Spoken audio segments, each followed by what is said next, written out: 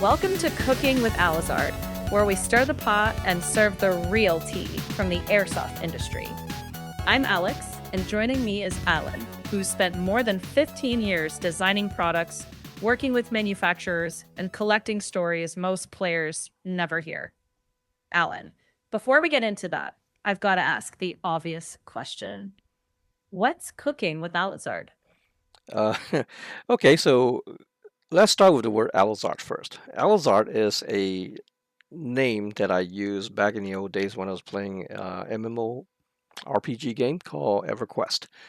And that name carries over when I start playing actively on Airsoft and also online forum names and like forums like Arnie's, Airsoft forums, Airsoft Core, Airsoft Retreat, those big forums. If they still exist, you might find my posts in there. Yeah, so Alizard stuck with me all these years, so that's the name. So why cooking with Alizard? You notice that the cooking part is with the K. Now, the whole podcast here is about my experience in this airsoft industry and what I saw and a lot of story behind it. And I get to talk about it. I want to talk about it. There's a lot of behind the scenes story that most people will never hear. The people that I met, and I thought it would be a great way to share with everybody. Yeah, that's the reason why I use the word cooking, like having a relaxed chat. Love that. So, pulling up a chair, sharing the in the cider stories, and for people just meeting you, how did your own story in the industry actually start? Um, it started roughly about early 2000, and again, I was in IT, and my friend was horsing around in the office, and he shot me with a pea gun. And I looked at his pea gun and like, dang, that looks pretty good. And from that point on, things started to escalate. And almost every other week, and we go out there and shop for springers, and then slowly, and then start going to LPG. If anybody still remember the name, low power electric gun. Yeah, so it just slowly, basically, just escalate into full on airsoft stuff. So that started around 2000, maybe 2004, I think. Yeah, it's around that time. Wait, so it really all started with a coworker popping you with a Springer in the office? Yeah, That feels like one of those butterfly effect moments. yeah, it's that simple. I mean, it just escalated from that point on. And after that, I basically got hooked and start going around all these airsoft places. One of the places that I hang out quite a bit after work is Steelhawk, and that's located in Cedar Orange. Yeah, yeah, that's a place I used to hang out all the time, and I get to meet the people who work there and hang out with them, and I start playing with them, and later on join their team called Death Strike, and that's basically the start, and buying more stuff and get a lot more serious. So, what pulled you deeper? Was it the gear itself or more the community around it? Well, it's pretty much everything. I love the community, and um, once you get hooked, you want to know more about it, right? So I also, since I'm from IT, I naturally go online and join a lot of forums, and I was quite vocal and with a lot of things. Now back then, yeah, I'm kind of like I hate to say this, I'm more like a keyboard warrior. You know something, and then you seem to talk more about it, thinking you know a lot more than most people, but some of my information are wrong. There's still a lot of lingering questions that we don't know, but I'm the one that really, really want to find out. So anyway, I'm lucky enough to meet quite a few people that are, uh, they are in the distribution channel, and I get to know them a little bit more. And of course, during the time, one of my wife actually um, telling me, "You buy too much stuff. Why don't you sell some of them?" So that actually gave me an idea that maybe I get a business license and a seller permit. so I can sell some more stuff and buy some more stuff. And that basically escalated me until the next level and, talk more, getting to know more people in the airsoft industry. Um, I something I don't tell a lot of people, but do you know how I learned how to shim gearbox? Do you know who taught me how to do this? Who? Well, apparently that one time I was visiting a friend, and she owns one of the distributors. He said, "Hey, Alan, why don't you go meet this guy? He's a great guy from Taiwan." And well, lo and behold, that's actually Mr. Chu from ICS. He's visiting US, and we were talking about gearbox, and he's the one that taught me how to shim gearbox. So that's something very unique, and I remember that. I mean, up to now, I mean, every time I see Mr. Chu in Taiwan, I still say hi to him, and he remembers me. So, yeah, that's great experience. But yeah, buying, selling, and then I become a quartermaster for a team, and that's I fully got hooked into it. Yeah, that's the beginning when I really start to put my foot into it. And then one day during an event, John Lew's event, Weekend of Heroes, I think it's like around 2007. Then, you know, our team have a booth there to promote airsoft or to get more people to join. Then right across from our booth, we saw a company called KWA, and that's one company that I could not get them to sell me their airsoft gun. Apparently, they require somebody who have a brick and mortar, have the actual store. I don't. Everything I do is online, so they won't sell it to me. But I went over there and just to mingle with them, try to get to know those people anyway. And I happened to bump into a guy, one of the sales manager, and we kind of clicked. And he was showing me a AEG, which I mean, back in 2007, there was KW never made an AEG before. It was their first AEG introduced to the airsoft industry. It is the G36, and I remember the gearbox. It's shiny and it's beautiful, and I think it's one of the first gearbox. No, it is the first gearbox used bearing system, and it's beautiful. And I was really interested. Asked him question and asked him about is it lipo ready. And the guy probably didn't know what lipo is, so yeah, he had to go back and find out what that is. But anyway, that's another story about lipo ready. Um, yeah, we talk about 2007. Okay, so from that point on, we kind of, we talked off and on and off, and we were online. We got phone, we exchanged our phone number. He called me once in a while, go to their office to visit their office, and show me his new product like the BR16 and and the KM4, the shotgun. And I was giving him some idea, like how to change, where to change, how to improve, those kind of thing, what people like, those kind of thing. And he was basically using me as an outlet to test their product. And from that point on, the relationship start growing. And by 2008, and again, the next Weekend of Hero event, he asked me and he told me, Alan, do you know you're being hired? You already hired? I was like, I don't know what you mean. He said, yeah, you're hired. I was like, nah, you gotta be kidding me.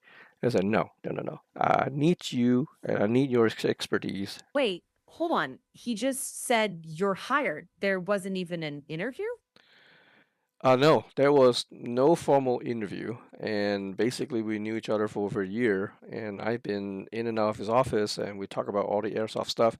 And he did a background check on me too, so he was, he knows that I'm very active on airsoft forums. So I mean, there was no social media. I mean, that was the social media back then, and he was using me as an outlet. And I was doing product testing, and I do reports. I write reviews for him. This is all because I love this hobby. And yeah, and then in 2008, he hired me in, and my first day is, well, I don't remember the first day, but definitely in September. That's when I started. So, Alan, what went through your mind? You already had a career in IT. Why even consider leaving? Well, I back then I have a lot of doubts, and I wasn't sure, and I was expecting to leave after 3 months. But after 3 months, I mean, I would do a lot of things. I mean, I was doing manuals. Was traveling. I meet a lot of people. Um, Mm, it's what he said, adventure and fun, and we did a lot of things that's really interesting. From that on, I'm hooked, and I'm stuck in this industry. Well, I won't say stuck, but I've been in this industry since right. 2008, and 5 years later, we got transitioned. Remember, I said we. There's a reason for that, but I will go back to that one. We transitioned from KWA to another company, Chris USA, and that's when we start the Crytek brand. Hold on. Hold on. You're saying 5 years later, so around 2013? Yeah, 2013. Right. So that's when Crytek launches as its own brand under Chris USA. And Uh, you came in. Let me correct. It's the official launch is 2014 at SHOT Show. Yeah. So 2014 is the big US reveal and your leading product direction, right? Correct. So for people who only know Crytek Vector today, what were you actually trying to do with the M4 line back in the day? Um, for Crytek, we've learned quite a bit from KWA, and basically, is what we want to do is bring all the good stuff that we learn, and we want to implement it into the new line of the Trident series. And back then, Mm-hmm. that's what we did. A lot of ideas we implemented into the Trident lines that back in the old days have not seen before. We, I mean, I can literally claim we popularized the rotary hop-up system for the M4 series. That's just one of them. Yeah, that was a bit of a game changer. I remember people noticing it. Well, the rotary hop-up isn't new. The idea isn't new. I mean, there are rotary hop-ups on other platforms like the G3, the G series. Well, G36 is one of them.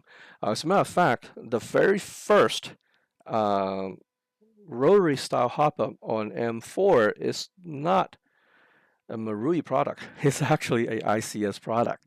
Sounds like you adapted, tweaked, and made it fit for your own platform goals. Yes. Yeah. Yeah. And that's the kind of detail listeners love. So, what was life like day to day as a product manager during those launch years? Like, what did your mornings look like? Oh boy.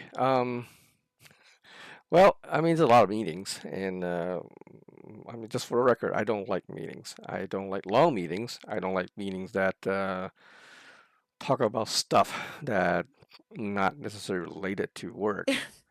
Uh, Meetings about meetings. yeah, I Yeah. know. Yeah, I don't like those. But anyway, we have meetings, and I travel to Taiwan, and we have a good manufacturer that we own now.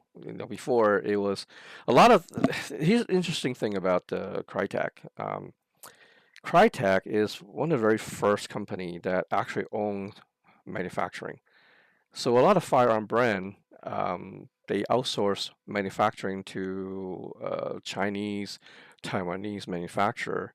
But for Crytek or Chris USA, we actually own our manufacturing. We do all the QC directly ourselves. Yeah, so everything is our own. Development is all our own. Everything's by ourselves. So I have a lot of meetings, and my morning, actually, I wouldn't say morning, actually more of my evening because I have to work with Taiwan time. So we're Right. pretty So, busy. Yeah. evening calls, Lots of cross evening call. continental timing chaos. Yes, yes. So, how'd you balance that? Like, not burning out with all those late calls? Well, it's not that bad, I guess. I mean, I don't stick to the normal 9 to 5 schedule, so I can go to the office late, I'll be in like 10 o'clock, maybe 10:30. But hey, as long as I get my job done and I spend my time with the developers, the engineers in Taiwan at evening, and yeah, that's fine as long as my job is done. So, you'd flex your day a bit, show up when needed, keep the relationship strong, and not stressed about clock watching? No, no, it's never really much of a. I wouldn't say I wouldn't say stress with the clock at all. I mean, to me, its work is fun itself. The I'm not saying that it's all Yeah. fun in games. There are frustrating part too. There are things Hmm. that you will pull your hair out. Why would they do that? Those kind of thing. But that leads to another story. But again, I want to keep it positive. That yes, there's a lot of fun working in the airsoft industry, working for the people that know what they're doing. Um, that's the most I guess, rewarding things about working in this job. Makes sense. Okay. Well, let me ask you. You left in 2023, right? 2024, actually. You know what? Well, we can 2020. make that. Sorry. Yeah, I think it's tour 24, 25th is a bit messy. Ah, But I will probably say officially completely out of company is 2025. all right. So we can just make that the end note. You left in March, and that was officially the close of that chapter. I think it's a good place to wrap this chapter. We covered the launch of Crytek, some of the ideas behind the Trident series, and what life was really like as a product manager. Next time, we were rewinding to your early KWA days, those first projects, what you learned, and how that shaped the Crytek Trident series. Alan, thanks for sharing your experiences today.